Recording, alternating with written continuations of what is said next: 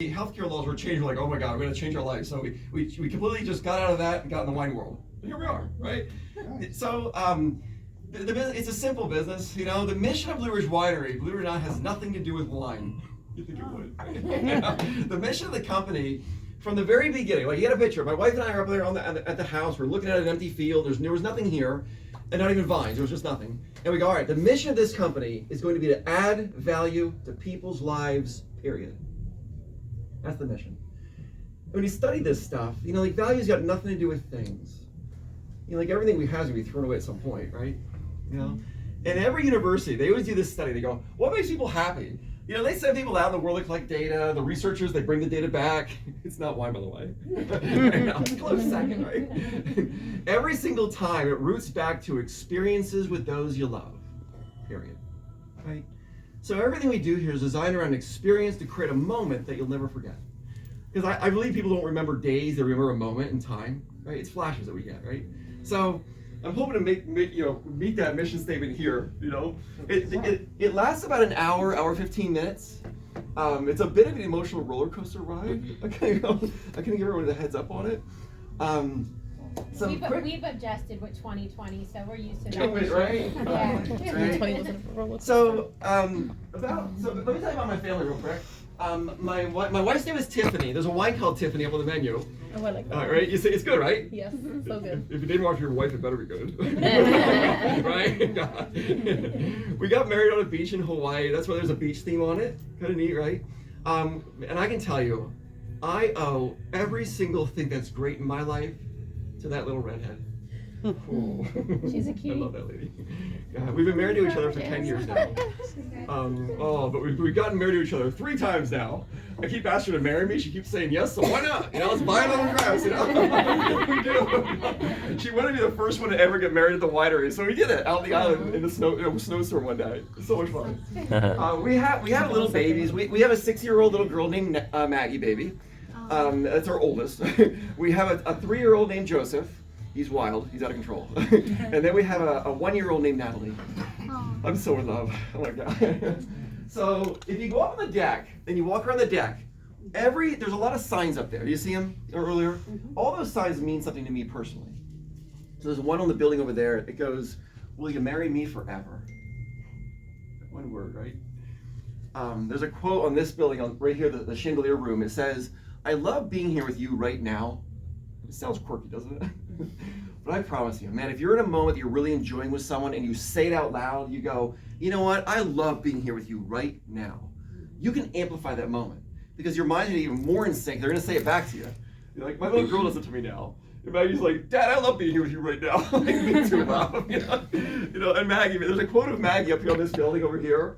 So she's 6, right? But when she was 3 years old, she just learned to walk and talk, right? And what would happen is every day when I would leave the house to drive down here on my big long commute to work, Maggie would always run across the kitchen, jump in my arms, give me a hug and a kiss. And it's one of those things, if you miss it, you're going to have to drive back to do it because she's going to call you crying, you know? So one morning, I'm halfway out the door, and all of a sudden she goes, "Wait, Dad! Get back here. Here's one for later." Like, who says at age 3, right? There's a quote of Maggie on the wall, age 3 years old, right? Gosh. I should tell you up front, if I say anything that adds any value to your life, it's not me. I dig in the dirt, guys. I'm a farmer. I'm just surrounded by really great people. Teresa, you all met Teresa. Teresa is so spectacular. She's coordinated the undergrad experience for the past 2 years, and I think there's over 4,000 people have done this. She's so good at it. Surrounded by my wife, Sally, Matt. There's just great people around me. And I was raised by the most wonderful single mom you ever could meet. God, you know, I'm still waiting for original thought, you know. So it's not me. So what I'm going to do is I'm going to pair a concept of life, like the very best things in life, with each one that we taste. Okay? So that's the idea of this talk. So we're going to talk about, here's what we're going to go over. We're going to talk about time. Like, time's important, right? We're going to talk about the word empathy. It doesn't get used much, does it? I've never heard someone say, "I'm so empathetic to that person." I've never heard it. We're going to talk about hope and trust and live with the day you have, you know, like right here, right now. Okay? We'll enjoy some wines as we do it. Sounds awesome. Right? Okay, so let me summarize the glasses real quick. Teresa set all these up. She hand polishes every one of them. She's so meticulous. By the way, the little glass is just vodka. It's water. It's water. Like everyone freezes, right? Everyone froze. Oh boy. It's water, it's water. The first wine we're gonna taste in a couple minutes is gonna be the white one that's elled off closest to your left. Yep, the white one. The second one is gonna be the dry red right behind that one. And then the third wine, and we're gonna be moving across, right? The third wine is that one in the big crystal glass in the middle of the table. And that is the most special wine at Blue Ridge Winery. I work really hard on my wines, guys. I've learned early on the nature of a winemaker's job is you're being judged every minute of your life. That's what a wine tasting is, right? Come on, just let me know what it is, right? So, you know, it's all like you're being judged. So I've learned, never release a wine that's not world-class stuff because you can never get away from it, right? This wine is in a totally different category. I've never released it for sale, but the reason is that I only get 30 gallons a year of it, which is nothing. We go through more than 30 gallons the first hour we're open. Give you an idea. It would disappear in a second. It's me on a Friday. It's sweet and dry all at the same time. It's the most magnificent wine I've ever had anywhere in the world. It's Cabernet Franc from the Upper Vineyard. If I bottle it for sale, I did the math on this stuff. I would have to sell every bottle for $283 to break even. We just taste it here. I figured I want to share with most people I can, so this is how we do it. And by the way, the glass, it's a Luigi Bordoni glass, this big crystal glass. He's a famous glassmaker in Italy, and it's yours to keep. You can have it. Oh, wow. It's the best glass ever. Woo! They sell this same Another glass wine glass, for great. $50. One glass. It's crystal. Wow. I would hand wash it. When I buy them, I buy them by the tractor trailer load, so the price goes down so I can give them away. Anyway, power of buying in bulk, right? Well, thank you. And then we'll cry when we're ready. Yeah. And then the next wine is a red raspberry. We're paired with a chocolate. And the last wine is I'm taking my dates a class. dessert style wine, and we're pairing that with the apricot. Okay. Can I tell you one more quick thing? You know, I keep saying I'm a farmer, guys, and I am. I'm always out in the dirt. My fingers are all busted up, you know what I mean? And the other day I'm out in the field, and I'm working on a vine, I'm on my hands and knees, and I'm digging in the dirt.